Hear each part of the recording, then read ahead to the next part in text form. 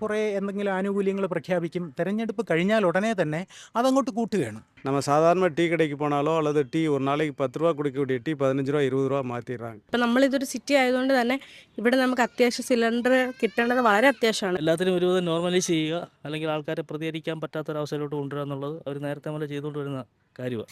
വലിയൊരു സാമ്പത്തിക പ്രതിസന്ധിയിലേക്കാണ് കേരളം ഉൾപ്പെടെയുള്ള സംസ്ഥാനങ്ങൾ നീങ്ങുന്നത്. ഒറ്റയടിക്ക് 993 രൂപയാണ് വാണിജ്യ സിലിണ്ടറുകൾക്ക് ഉൾപ്പെടെ കേന്ദ്ര സർക്കാർ വർദ്ധിപ്പിച്ചിരിക്കുന്നത്. ഒരു വശത്ത് വിലക്കയറ്റം, മറുവശത്ത് സിലിണ്ടറുകളുടെ ലഭ്യത കുറവ്.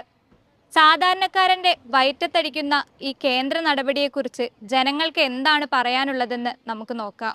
പെട്ടെന്ന് ഇങ്ങനെ ഒരു 900 രൂപ കയറ്റിയത് ഹോട്ടലുകാർക്ക് ഭയങ്കരമായിട്ടുള്ള ഒരു അടി തന്നെയാണ്. ഇനിയിപ്പോൾ സാധനങ്ങൾക്ക് ചായക്കും മറ്റുള്ള സാധനങ്ങൾക്കൊക്കെ വില കൂട്ടൽ അത് മറ്റുള്ളവർക്ക് മേടിക്കുന്നവർക്കും അതൊരു ബുദ്ധിമുട്ടാണ്. വർക്ക് ചെയ്യുന്ന സ്റ്റാച്യൂലാണ്. അതിൻ്റെ തൊട്ടടുത്ത് തന്നെ ഹൈഡ് ആൻഡ് റെസ്റ്റോറൻറ്റ്സ്, അങ്ങനെ ഒരുപാട് റെസ്റ്റോറൻറ്റ് ഇതിൻ്റെ മുഖം തന്നെ ഒരു അപ്രോക്സിമേറ്റ് 1 month അടച്ചിട്ടിരിക്കുന്ന സിറ്റുവേഷൻ ഉണ്ടായിരുന്നു. അപ്പം എൻ്റെ കൂടെ വർക്ക് ചെയ്യുന്ന അതായത് കോഴിക്കോട് നിന്ന് അവിടെ നിന്നുള്ള ആൾക്കാർക്ക് റെസ്റ്റോറൻറ്റ് മാത്രമേ ഡിപ്പെൻഡ് ചെയ്തിരുന്നത്. അവർക്ക് മെയിൻ ഇഷ്യൂ വെച്ചാൽ അവർക്ക് ഫുഡ് ഉണ്ട്, പിന്നെ കഴിക്കാനുള്ള മാർഗ്ഗം വരുന്നില്ല. ഇപ്പം സ്വിഗ്ഗി ചെയ്യുന്നാലും അതിനൊരു ലിമിറ്റ്, അതിനും റെസ്റ്റോറൻറ്റ്സ് കുക്ക് ചെയ്യുന്നതാണ്. അതിൻ്റെ ഒരു മെയിൻ ഇഷ്യൂ ഇതാണ്. പൊതുജീവിതം നന്നായിട്ട് ബാധിക്കുന്നുണ്ട് അത്. വളരെ ബുദ്ധിമുട്ടാണ് അനുഭവിച്ച് വന്നത്. കാരണം കുട്ടികളും ഒക്കെ ആയിട്ട് നിൽക്കുമ്പോൾ തന്നെ ഒരുപാട് ബുദ്ധിമുട്ടുകളാണ്. കാരണം ഇപ്പം എല്ലാവരും ഗ്യാസിലാണ് കൂടുതൽ ഉപയോഗം. പണ്ടുള്ള രീതിയിൽ വിറക് കാര്യങ്ങളൊന്നും കൂടുതൽ ആരും യൂസ് ചെയ്യുന്നില്ല. അതുകൊണ്ട് തന്നെ ഇതങ്ങ് നമ്മൾ യൂസ് ചെയ്ത് ശീലമായതുകൊണ്ട് തന്നെ പെട്ടെന്ന് ഇതില്ലാതാകുമ്പോഴത്തേക്ക് വില കൂടുതൽ വരുമ്പോഴും എല്ലാം വളരെ ബുദ്ധിമുട്ട് അനുഭവിച്ചുകൊണ്ട് വന്നത്. നമ്മൾ സാധാരണക്കാരെ നല്ല രീതിയിൽ അഫക്റ്റ് ചെയ്യുന്നുണ്ട് സിലിണ്ടർ ഇല്ലാത്ത. ഇപ്പം നമ്മളിതൊരു സിറ്റി ആയതുകൊണ്ട് തന്നെ ഇവിടെ നമുക്ക് അത്യാവശ്യം സിലിണ്ടർ കിട്ടേണ്ടത് വളരെ അത്യാവശ്യമാണ്. കാരണം നാട്ടിൻ പ്രദേശങ്ങൾക്ക് നമുക്ക് വിറകടുപ്പുള്ള ഓപ്ഷനുണ്ട്, പക്ഷേ ഇവിടെ അങ്ങനെ ഇല്ല.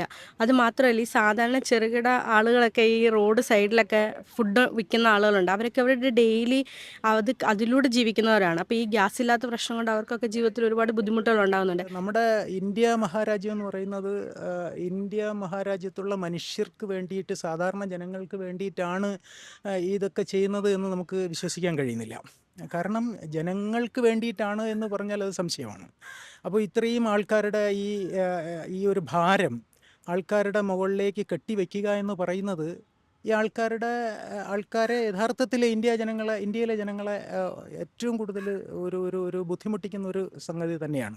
I think the sudden increase in the commercial gas cylinder will severely affect the people, especially the common man. Not even the common people, even the middle class will be affected. Uh, Nobody expected sudden increase like this, and it will indirectly affect the people.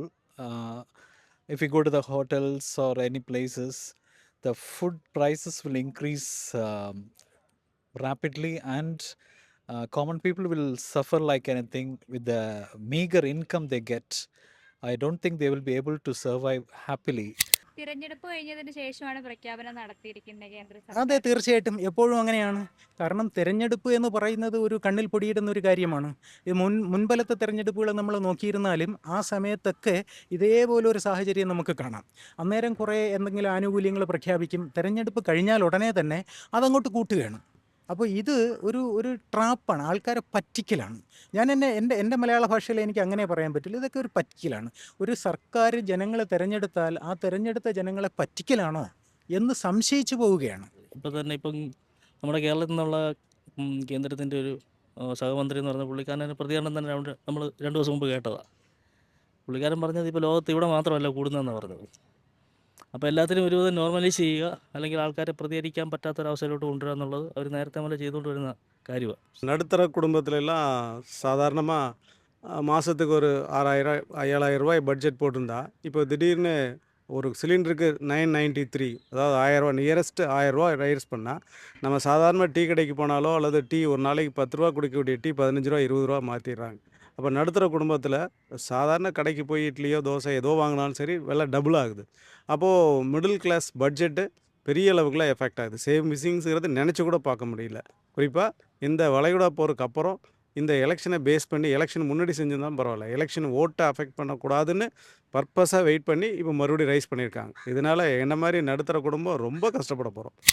എലക്ഷന് മുമ്പ് പറഞ്ഞിട്ടുണ്ടെങ്കിൽ it will affect the election more. അതുകൊണ്ട് അവർ വന്ന് politicians അവർ ഒരു plan ചെയ്തിട്ട് ഇത് increase ചെയ്യണം. മുമ്പ് increase ചെയ്താൽ അവരുടെ വോട്ട് ബാങ്ക് വിൽ പോവും. ഇപ്പോൾ ചെയ്തിട്ടുണ്ടെങ്കിൽ അവരുടെ ഇനി അത് it will not affect them. So that is the plan.